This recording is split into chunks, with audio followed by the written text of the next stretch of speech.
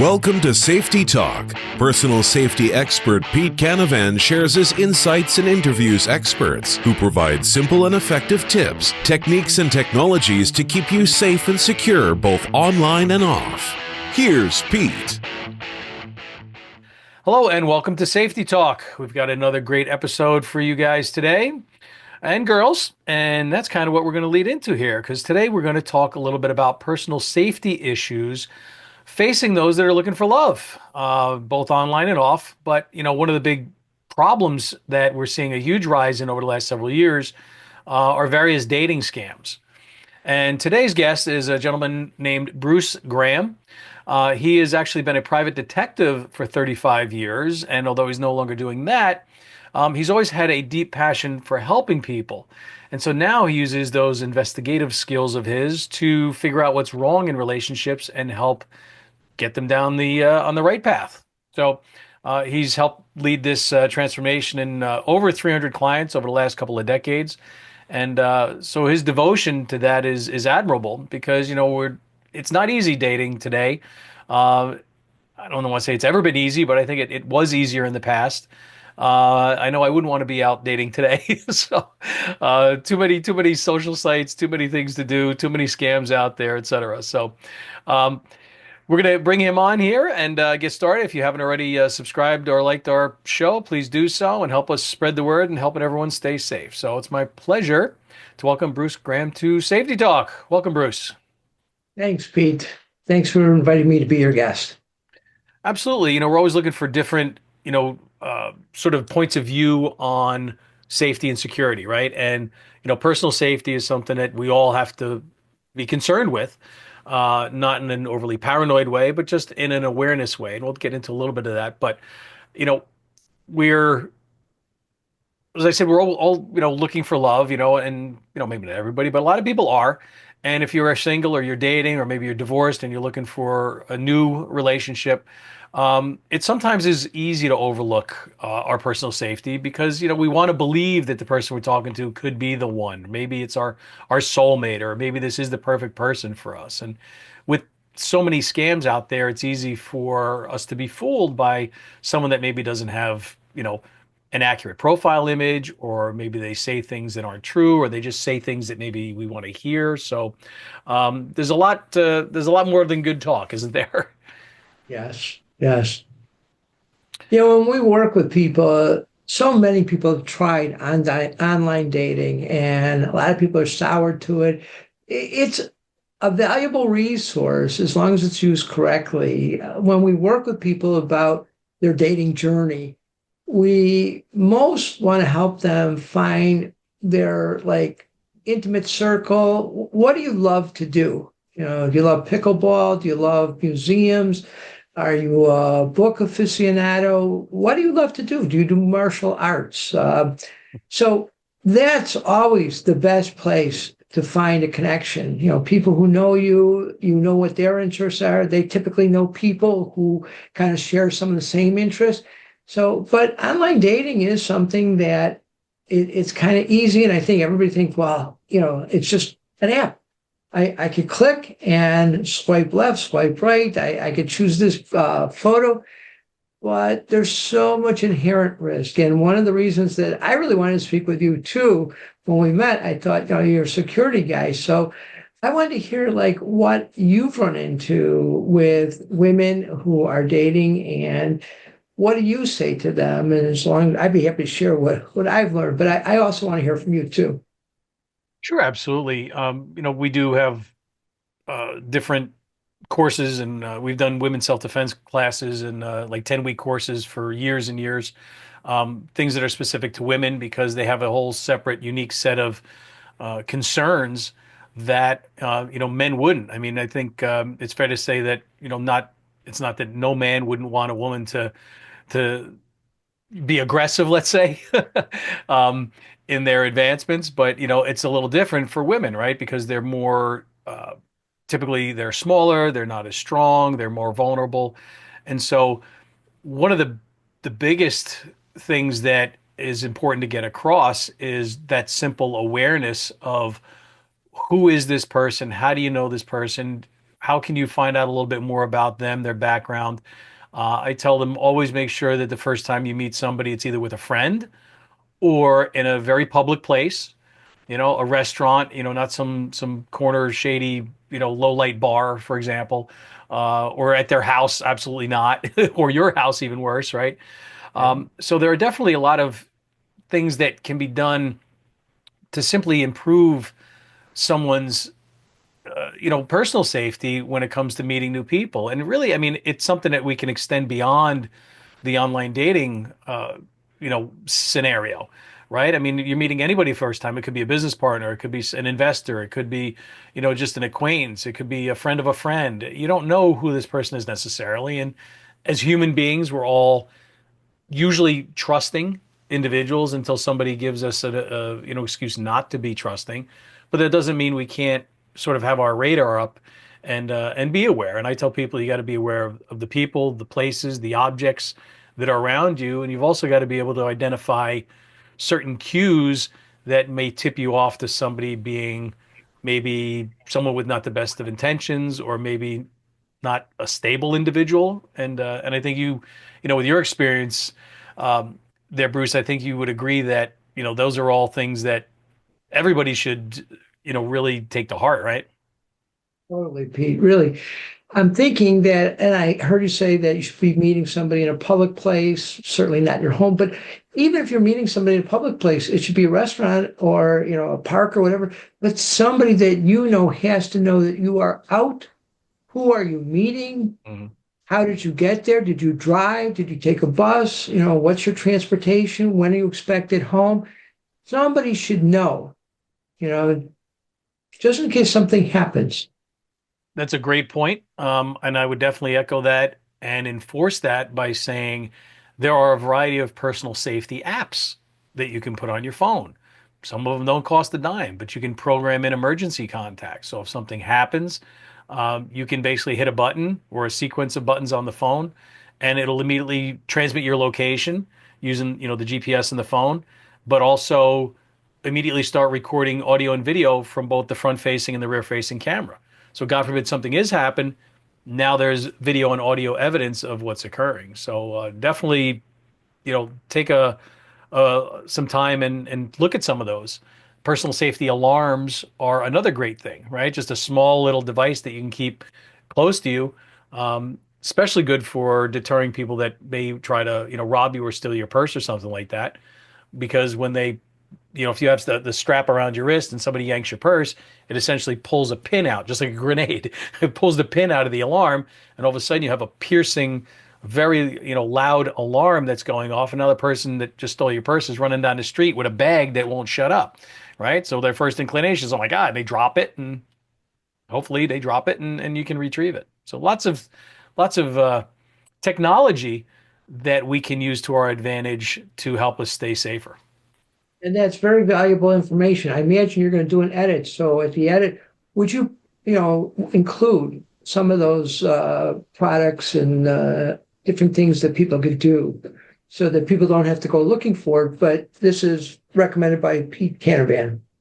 Oh yeah, I can definitely. I'll put some links below the video when it's posted online, and make some references to those, because there are a lot of them out there. One of the things I tell people, a lot of people aren't comfortable with, for example, a firearm. Maybe they don't have training, maybe they have no interest, or a knife, right? They get squeamish about something like that. But there's no reason you can't have a small personal defensive flashlight, for example, with a strobe light function.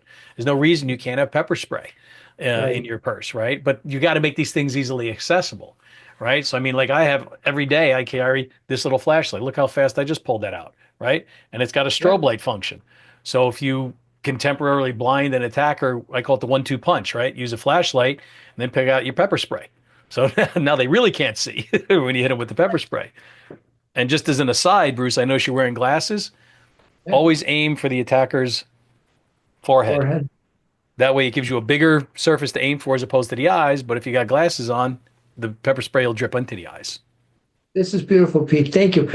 Along the same line, so many adults think, I don't want to look like a nervous Nelly. It's like, if you're nervous, if you have some sort of sixth sense, attend to it, trust yourself. it matters. It really does matter. That's a great point. We've all had a situation where something didn't feel right. Okay. It could be just in a conversation face to face with somebody. It could be you're waiting for an elevator, right? And the door opens and there's, maybe a lone person standing there that doesn't you get kind of a weird feeling. But because maybe you don't want to offend this person that you don't even know, right? Or feel strange, even though maybe something's doesn't feel quite right, you might get in that elevator anyway. Now, maybe something happens, maybe something doesn't. But you know what? If something doesn't feel right, who cares? Just say, "Oh no, I'm sorry, I forgot something. I'll grab the next one." Yeah. Do you think they're going to Yeah. care? No. You think they'd be like, "Oh, what I smell?" No, it's like if it's better to be safe than sorry. That's an overused sort of cliche, but it's absolutely true. If anyone has not read The Gift of Fear by Gavin Beckham, I think is the name, an amazing book that can keep you so safe because it talks exactly, Bruce, what you're just talking about, where you use that gift of fear to help keep you safe. And the heck with being, politically correct or fear of being afraid of offending somebody. Your personal safety is worth more than your not wanting to offend somebody. I'm sorry, and that's maybe that's harsh to some people, but it's a reality, and you need to get past that if you want to give yourself the best chance of remaining safe as you go through your day-to-day life, whether it's in dating, whether it's in relationships, whether it's going in and out of your work, your job, the gym, it doesn't matter. These are all things that when we have a heightened awareness, it allows us to make some decisions, but follow our gut, follow our instincts. Don't ignore them. They exist for a reason. Right. And in addition, if you are the son of a mother or father who's in that dating realm at this point in their lives and you're concerned, don't ignore your concern. If you're the mom and dad of somebody, don't ignore your concern. Those are valid concerns.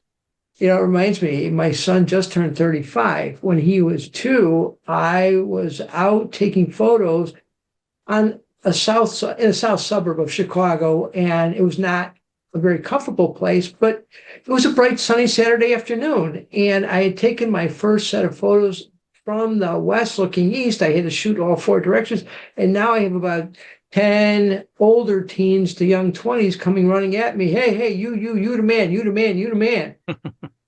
And I'm like, I promise you, I'm not the police. I'm a private detective. If I was an undercover police, wouldn't I be like in a milk truck or something more innocuous than a private detective?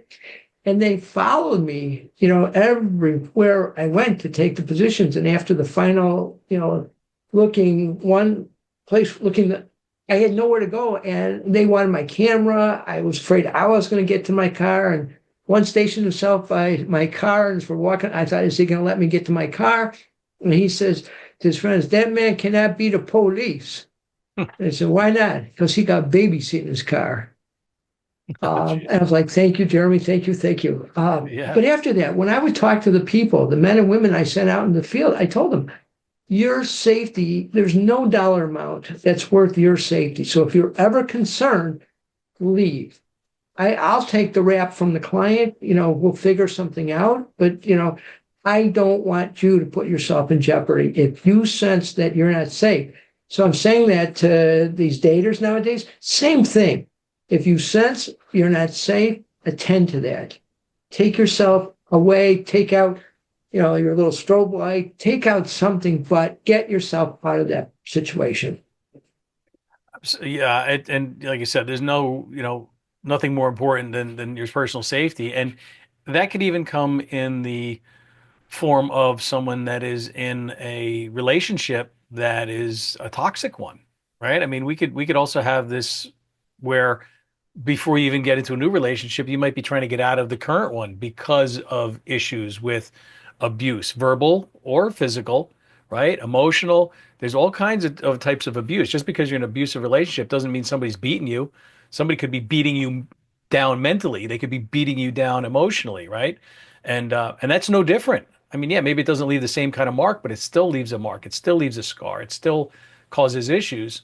And again, safety and security is something that has to be dealt with and not ignored. And you can't, and I'm sure, you'll back that up is that, don't worry about offending the other person. If you're, you know, in a situation that you're uncomfortable being in and it's not getting better, don't think you're going to change the other person, right? Most people aren't going to change, especially after a given, point in time. If you've been in a relationship with somebody for 10 years and you think, oh, they'll change next year, they'll change next year. No, I'm sorry to tell you, but it's not going to happen. Right. And you know what, Pete? That brings up another idea is that I'm married and divorced twice. Part of my coaching starts with assessment. Like, who are you? What is your vision? What are your values? What are your goals? What are, in my training, it's what are your requirements? And a requirement is if it's not there or if it's there, it's an absolute no. I can't live with that. If somebody's a drinker and I came out of an alcoholic and abuse situation, I would never entertain that. Well, that shortens the time period. So if people would take the time to learn who they are at the beginning and what they want and what their vision of their life is, that bodes very well for a long-term relationship. I didn't have those skills years ago. When I was going through my training, I was like, damn, that's important stuff.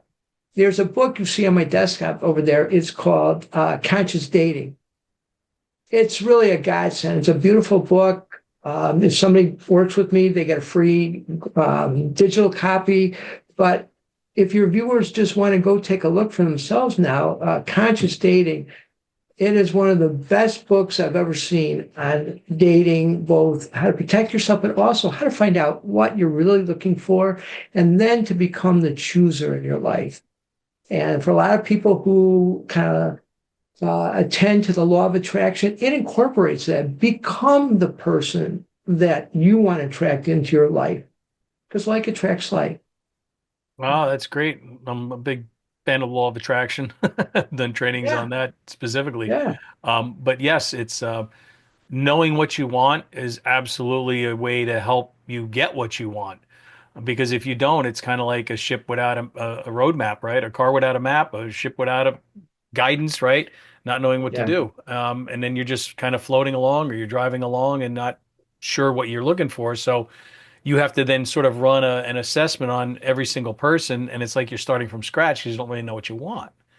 And Right. if you know what you want, that definitely shortcuts that time period that it's like, you know what? Oh, this person doesn't meet this criteria and they meet these other criteria that are big no-nos for me. Well, sorry, move on and be done with it. Doesn't matter what else is, they could be the best looking person in the world, but if they have some super negative qualities that you have absolutely determined are a non-starter, well, you're gonna have to get over it and get to the next person because, we all know that the beauty fades over time and it's obviously one of the first maybe attractors to somebody, but there's so much more, and getting clear on that, I think that's a great point. And to that point, would you say that that's also why relationships can fail? Oh, sure. We don't use our head when we first meet somebody, typically. That's Hmm. why 50% of marriages, fail. We use our heart. I'm so in love. He or she is going to take care of whatever was missing for me in the first place and stuff like that. But that doesn't last very long, especially once the first child, maybe the second child, you know, it isn't about you as a sex object anymore. At least, a lot of women, they're busy. Hmm. They're taking care of the kids. Dad, still sees the wife, but she's tired, so it's like, what is the vision you two share together that's going to have you continue over the years? So, Yeah, like you yeah, said, it's having a, vision, right? That helps guide the relationship. I know completely what you mean. I mean, I have three kids, right? I mean, once you have a child, it's all about them now. It's no longer just yeah, about you. You've got this other, person that's walking around, and your number one job is to keep them safe. Talk about yes, safety, right? As a parent, yeah, we got to keep our kids from getting hurt or killed or maimed or, whatever it happens to be. Whether it's choking from food or falling out a window or drowning in a pool. That's our job as parents, and it can make us nuts. But now all of a sudden that has to be our focus. And unfortunately, the relationship between the spouses can suffer because of that. Like you just said, you don't have the time to put into the relationship that you did before, pre-kids, pre-K, right? And so that's something that you've got to talk about, you got to plan for, and hopefully you're both on the same page with it so that you make sure that you make time for each other at some points along the way. Yeah, I agree with you, Pete, totally. I'm thinking I've got a plumber who the past week, every day he's coming, but he's got a sick daughter. And I'm getting texts. He's very embarrassed. And I said, just keep being a great dad. The plumbing will wait. Mhm. Nothing's breaking apart, but keep taking care of your daughter. It's okay. You know, Now, that kind of leads me into one of the things that we want to, we talked about initially, and that is there's really no magic pill, as it were, to making a relationship work. But is there sort of one big, I don't know, secret or one big thing that would make a big impact on a relationship to help it, you know, last the test of time? there's a couple things, and I think that they're tied together. One is your commitment. So you know who you are, you know the person that you're looking for, and now you share a commitment. The other one is the communication form between you and your partner. There are going to be times where you're busy. There's going to be times where either he or she is busy. And so, how do you bring it back? And a lot of it is one of the greatest gifts you can give to anybody is the quality of listening that you give to them. You know, I'm enjoying our conversation right now. Well, that's a gift. Somebody comes home from work. How was your day? But really, how was your day? And active listening is where you can give somebody back what they just told you with the same emotion, using many of the same words that the speaker used, so that they actually feel heard, understood, and appreciated. So, And that you you, connect with t- them, you know. oh And one of yeah, the things that I talk about with my students in the martial arts school is having black belt focus, right? It's essentially being fully present. I make the kids do it. I make them say, focus my eyes, focus my ears, focus my mind, focus my body, right? Because if you're not fully engaged, if you're not fully present, if you're listening but not looking, if you're talking and you're not paying attention or you're being distracted and you're looking over here out the window, right? If we're not fully engaged all the time, I mean, it's rude, first of all, right? But we're not, we kind of just go through the motions. And I think, unfortunately, in a lot of relationships, the two, you know, people they do go through the motions. Oh, honey, how was your day? Oh, it was good. Okay, great. Yeah, so was mine. Well, what's that? You know what I mean? yeah. It's gotten to the point where my wife is like, I don't need to hear all about your day, you know? And she's like, I don't have to hear every detail. I'm like, yeah, but who else am I going to tell this to? You know what I mean? So it's kind of funny. But now she's retired. She's retired this past year. So now it's like, honey, what'd you do today? Same thing I did yesterday. Netflix on the couch. Took the dogs outside. Went to the gym. So it's like there's not a whole lot changing, in her world. And God love her, she was a teacher for 30 some 32, 33 years as an educator. She put her time in, and it was time to bow out of education. And I don't think it could have really come at a better time because I mean we can go down a whole rabbit hole with the state of education in the country. But the bottom line is, I still want to hear about her day. Oh, Yeah. you were at the gym. Great. What did you do at the gym? What did I say? Oh, you were in the pool today. Oh, cool. How long were you in the pool for? One of her big things is treading water.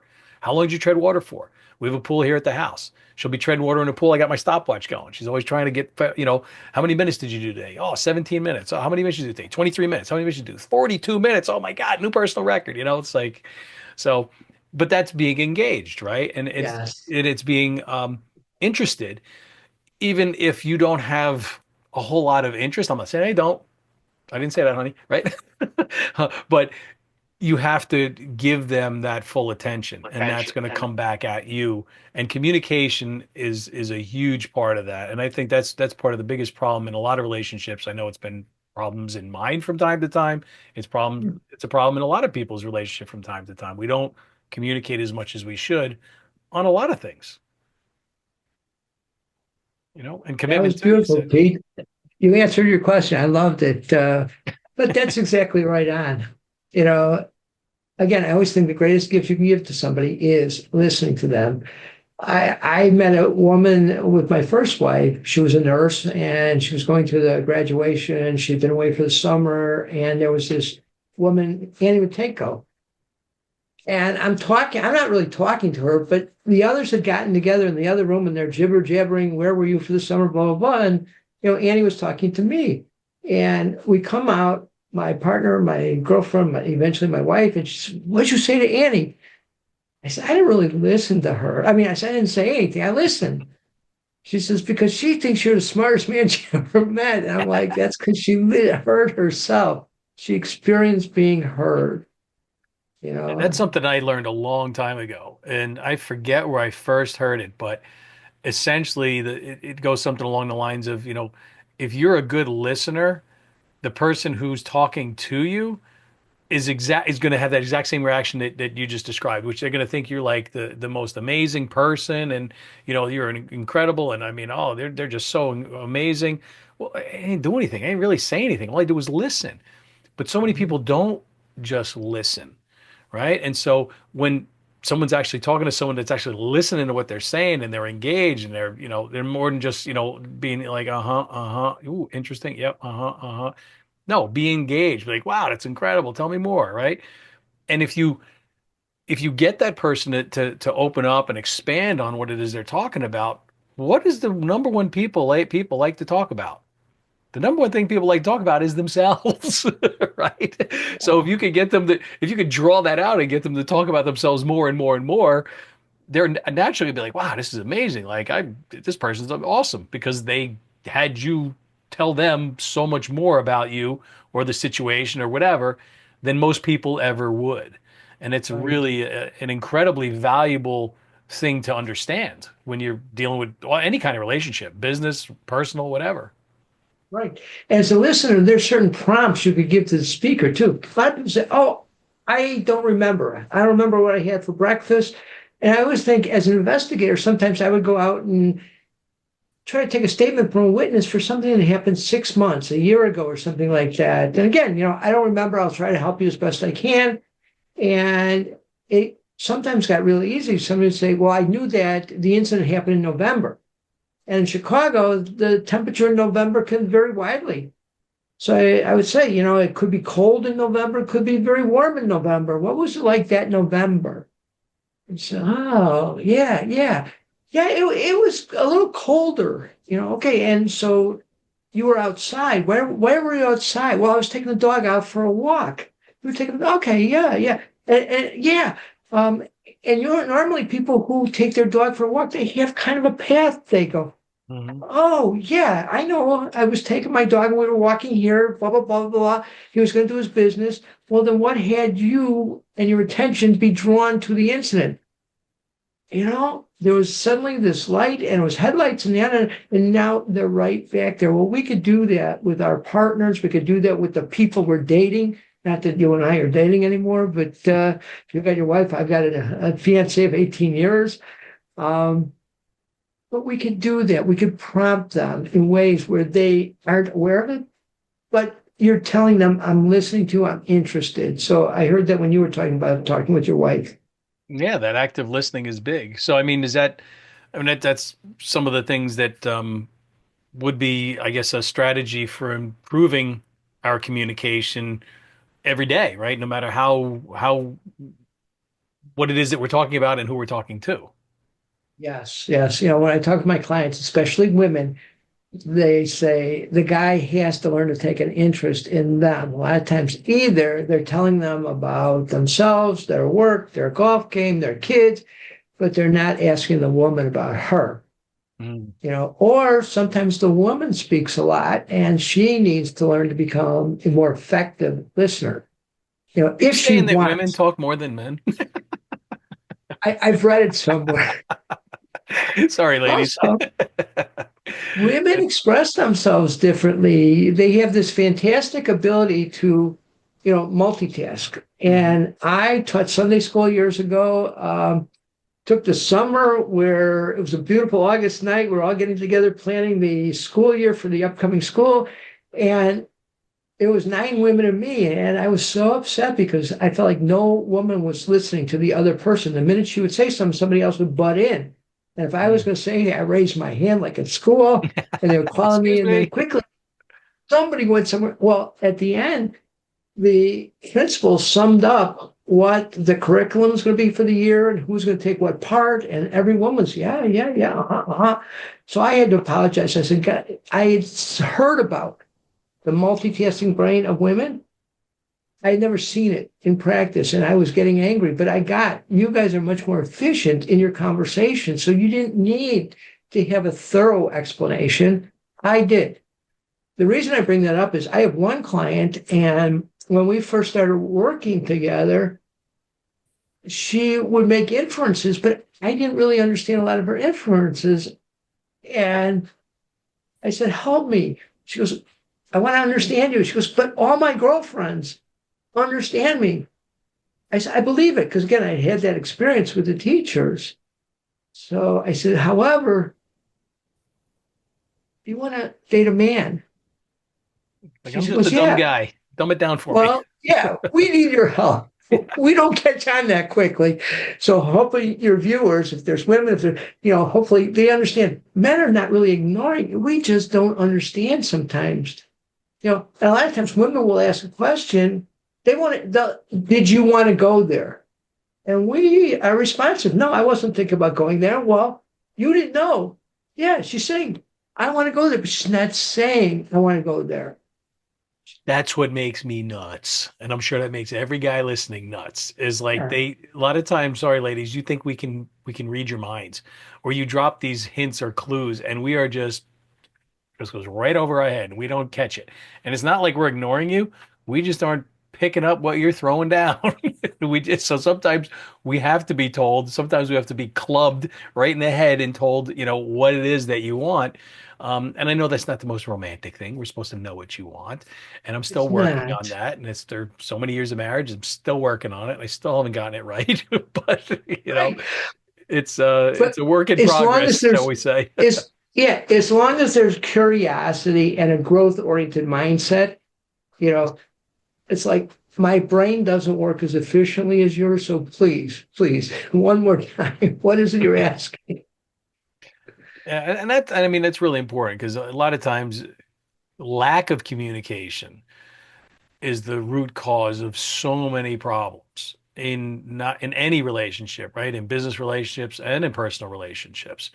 And being able to get our point across, being able to get our needs across, being able to articulate ourselves in such a way that the other person can understand what it is that we're trying to say, maybe without coming out and saying it, as like we were just talking about, is important, and it shouldn't be a game. And it needs to be a conscious effort, because otherwise that's where that communication breakdown happens, and then we get annoyed with the other person because we don't understand what they're talking about, or we don't know what they want, and it leads into a whole, we don't want it to go down that downward spiral, right? We want to make sure that we can have healthy dialogue and healthy communication with everybody in our lives, and with our kids, and as the kids, anybody's got kids, as your kids got older, it gets harder and harder to communicate with them. So you've got to find ways of engaging them in whatever it happens to be that they're interested in, right? I mean, with my oldest, it was video games. He's trying to show me his video games. I'm trying to watch the video games. I'm getting dizzy. I'm like, I can't. You're moving too fast for me. Like, you know what I mean? Like, I don't know what it is, but I guess as we get older, it's like the roller coasters and the Ferris wheels and the spinning rides. I mean, they affect us a little bit more, well, for whatever reason. Same thing with video games. You got these games, and it's like things are happening so fast and so many things are on the screen. You're like, whoa, slow down. I'm like, what do you mean, slow down? He's looking at me, he's doing stuff. It's like, it's crazy. Yeah.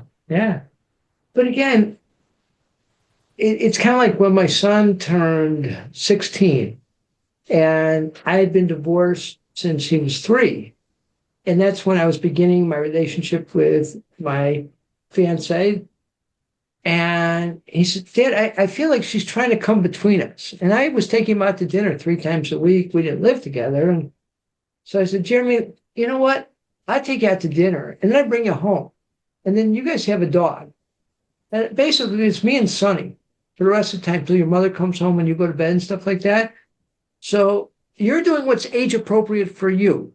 You're matriculating, you're being with your friends, you're out there, you're learning new things, you're going to be going to college in a couple of years, blah, blah, blah. Now it's time for me to take a different route for my life.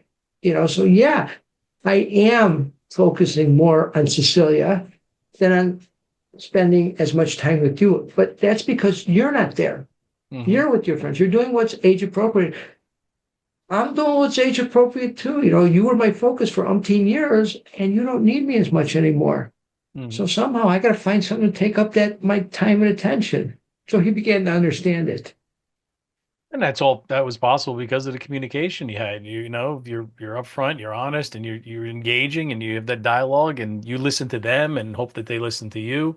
It's so important with children, but it's important in any relationship. We're talking about personal relationships, and in this more than anything, but the same holds true in business relationships. Being able to explain to a client what you expect from them, what they can expect from you, how things are going to be measured, how things are going to be delivered, et cetera, et cetera.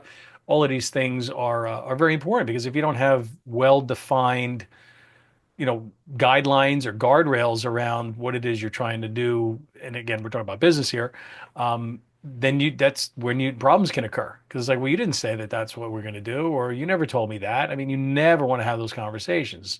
It'd be great if we could all say that's never happened to us, but it does. It's just the nature of things. We just hope that we learn from those experiences and we get better at it as time goes on, as we become better at our business relationship building and our communication skills.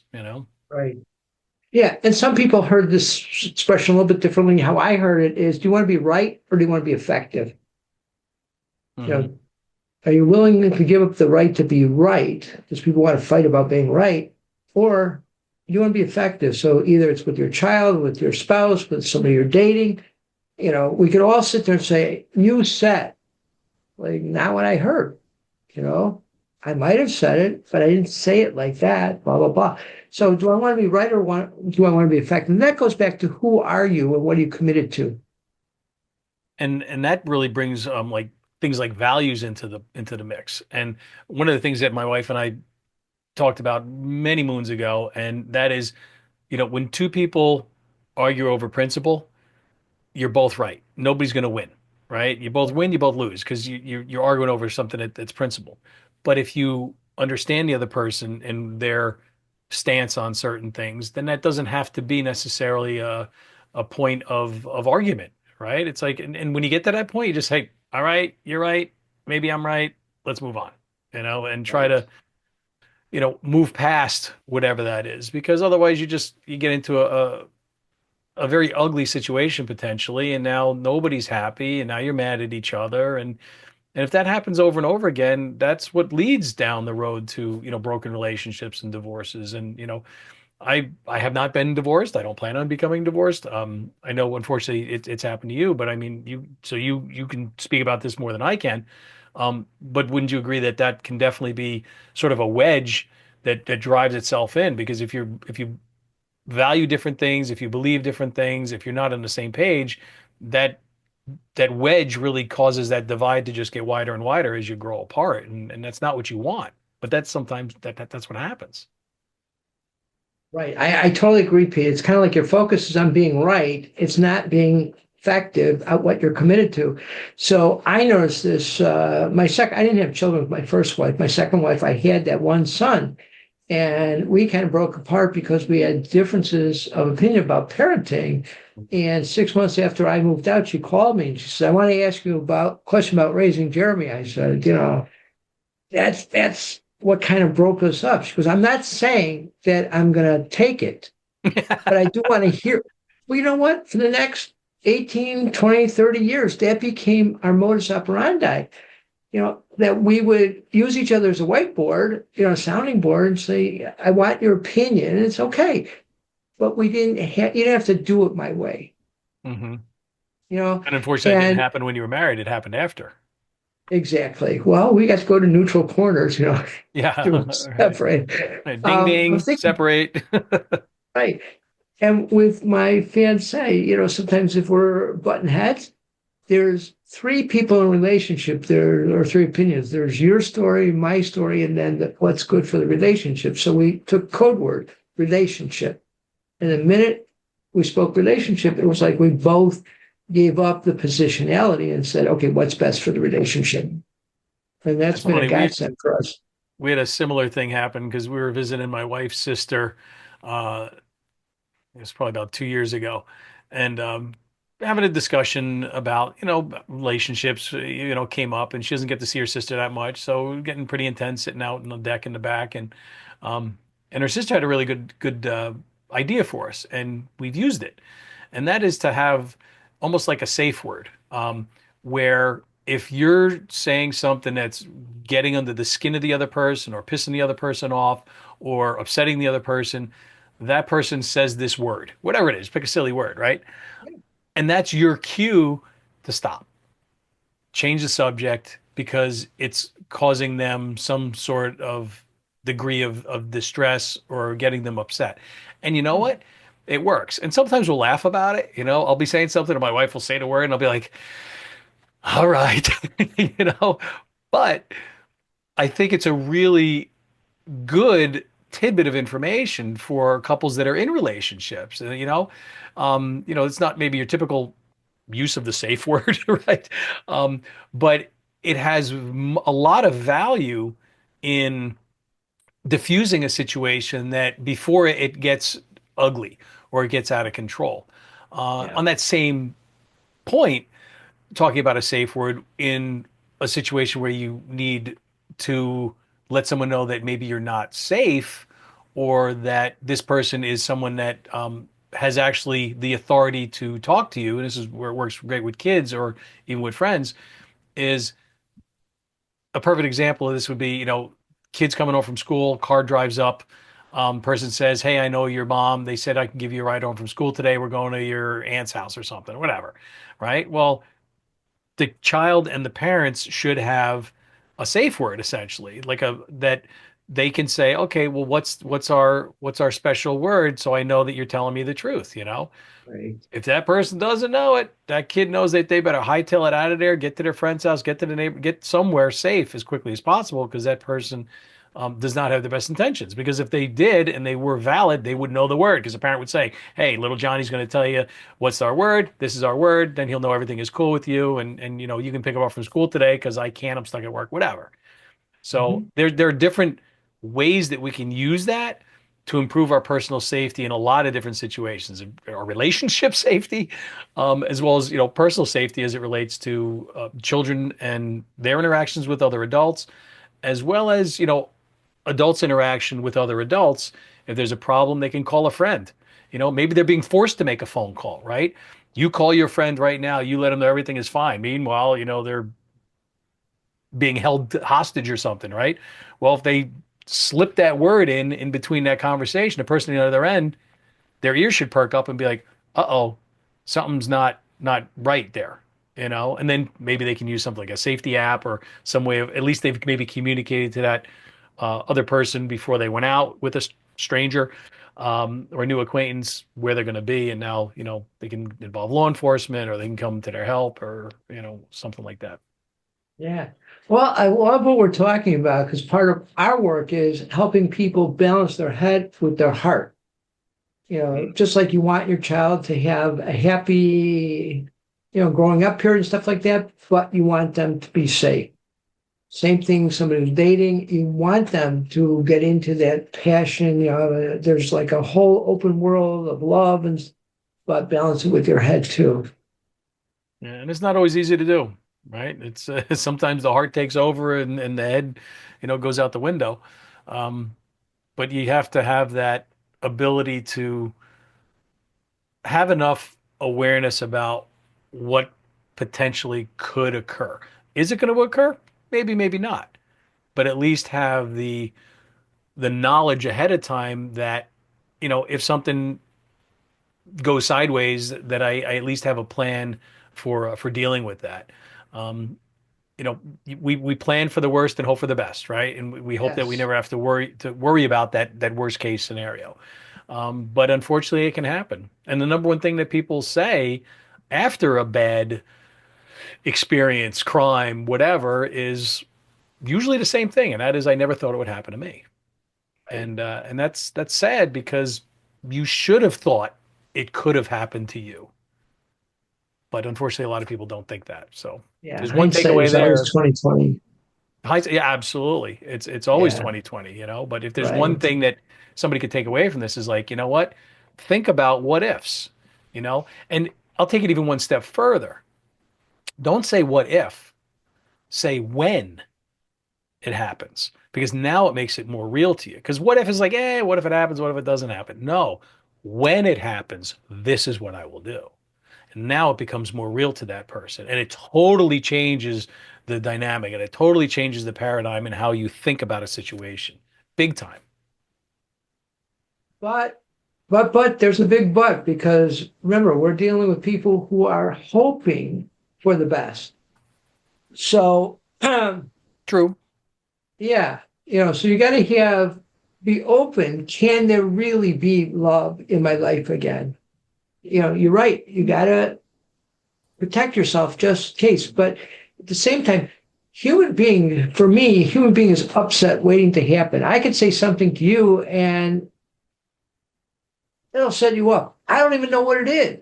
Hmm. But, I could bump up against you in a certain way. It's like, I don't know if you have PTSD. I mean, I don't know, but Hmm. human beings all have something that have set them off since they were little kids. And most of the time we point to our current partner, our potential partner, say, you made me upset. We tell our children, you made me upset. It's like, no, that might not have upset anybody else within the three-state, area of us, but it upset you. So it's like, we need to learn to be responsible too for our concerns, for our fears, and when they come up, maybe pluck them out. I have a concern when somebody says XYZ to me. Um, Somebody used to hit me, you know. Oh, well, that's not what I'm trying to convey. It's like that doesn't mean that to me. So talk those things out because we're all going to have those ingrained fears. But hopefully, as you're going out to find this new love, you still are open to the possibility of love. Absolutely. We want to find that love, and hopefully that everything goes smoothly, but we still have to keep in the back of our mind that at the end of the day, we want to make sure that we're getting home safe. We want to have confidence in our ability to help, ourselves get home safely. So we put things in place to ensure that happens, and hopefully we don't have to use it. But there are always you know, for every, bad thing, there's 100 good things or 1,000 good things that occur, right? We just want to make sure that we're not that one bad thing that happens. And so, I would say being a problem solver in a dynamically changing situation is probably the best thing you could possibly be. And the way you're going to do that is by thinking of things ahead of time, not taking the time to make those decisions when it's happening. Make the decision in your mind ahead of time so that when it happens, you already have the answer. Yeah. Yeah. But I know I dated one woman one time. She was married, divorced 4 times, Ooh. and she could quote chapter and verse about what each man did wrong. I hope that was a big red And flag for you. it was, we got together and I said, well, we're gonna have a nice time dating, but it's gonna be very short. She goes, what do you mean? We get along so well together. I said, I know, but when I ask you what you brought to the party with each of your husbands, you say, well, I just choose the wrong man. So by virtue of what I'm looking at, someday I'm going to do or say something. I'm going to be the wrong man. So I'm just getting prepared. Right. I'd Yeah. love to have seen her face when you said that. It was like real stunned, but at the same time, she, by not taking any responsibility, somebody becomes the wrong person. Hmm. We have to take responsibility for what we bring to the party too. And that's something that we haven't really said at all during this is the personal responsibility piece of this, right? We are all personally responsible for the decisions that we make, the actions that we take, the preparedness that we hopefully do or not do. I mean, that's all on each individual person.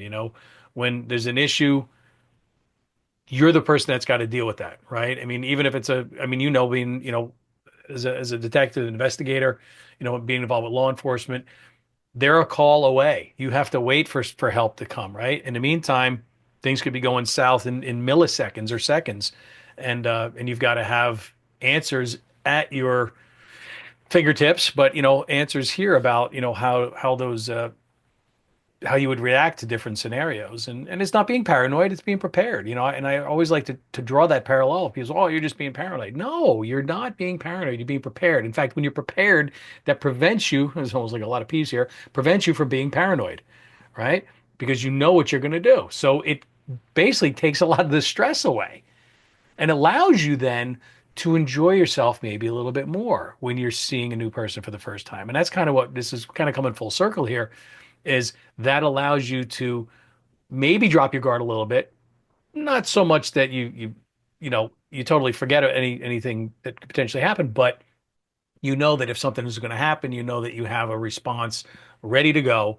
And in the meantime, we look for the best in everybody. Right. And we're back to the beginning of the conversation too. When you know who you are, what you want, what your goals and your values are, then it's easy to prepare for the next step of the journey. Yes. And so,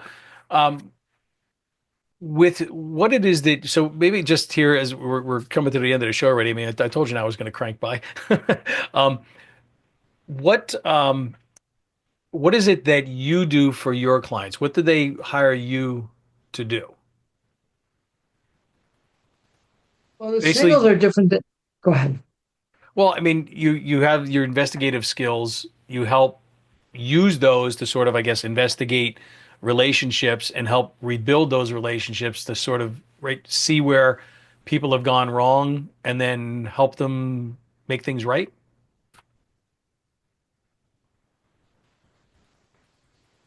Probably more accurate is we start with an assessment, like who are you, what do you want, and even what has been your past experience. So we take a look at that. And then what is your vision of your life?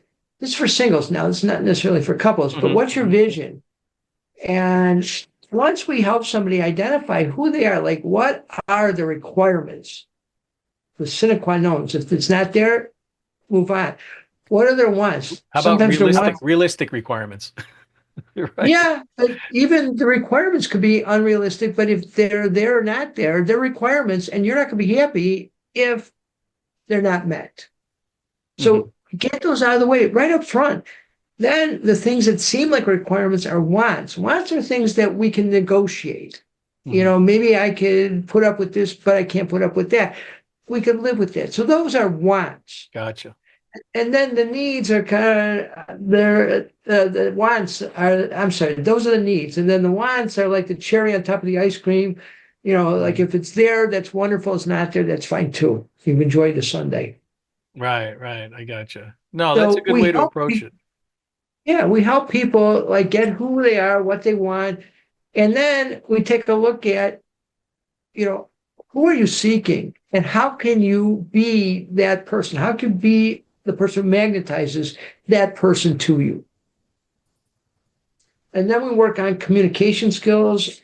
And then when we take on personal responsibility about being the chooser, by that time, you're much more confident. You're good in your like flirting skills. You've developed your supportive network. And then we get into balancing the head with the heart, because now you're going out. A lot of what we're talking about, how do you keep yourself safe and keep yourself open too, and then how do you maintain a positive outlook? You might have dated somebody 3 times. You haven't been on 3 dates over 5 years, within 5 years. And then he doesn't call back or she doesn't call back. How do you maintain your positivity? And again, if you're engaged in activities that you love with other people that you love, we work on things like that. And it's all about being a successful single, because when you're a successful single, you're going to attract other successful singles. So that's in a snapshot, the thrust of our program. No, that's great. And I think it's something that's needed today because there are challenges, there are distractions, there are expectations, there are, I think, almost an overwhelming number of potentials, an overwhelming number of possibilities in relationships that are out there. So many dating apps, so many places that we could meet people that having a set of, I'd like that, requirements, needs, wants. The requirements are the things that are the deal breakers, right? Like, I want kids, you don't want kids, deal breaker, right? Right. Something like that. But then, okay, I want kids, you want kids, great. That's one requirement out of the way. You know, are you good looking? Yes, good. There's another, maybe a need, maybe a want, right? You check that box. Oh, are you also wealthy? Great. There's a cherry on top, right? So, but there's so many more things, and it's going to be, individual for every single person. So I can see why you make them take that assessment, discover exactly what is important to them, and then that helps sort of narrow the field a little more rapidly, more efficiently, and not waste time. Our time is valuable. Every single one of us, we have valuable. Our time is valuable. So, we need to value other people's time. We value the people's time that are listening and watching this right now, and hope that we've shared some good insights into what it takes to remain safe as well as be optimistic about the future and what it holds for you, if you're seeking that relationship that you're hoping is maybe the one, or one on the path to the one. There are there's a lot of legwork that you can do ahead of time that will help make that a more efficient process. Right. And Pete, just so I don't know if you were going to put it in with the show notes at the end or something, but we offer a free gift. It's called Master Love: 7 Steps to Becoming the Chooser in Your Dating Life. Mm. And I also offer a complimentary 30-minute discovery call for those people who want to find out if this is for them. So Oh, just one, fantastic. yeah. Yeah, if you want to shout that website out, and I'll make sure I put it in the notes, and people can check that out. Website is findagreatmate.com. I love it. Findagreatmate.com.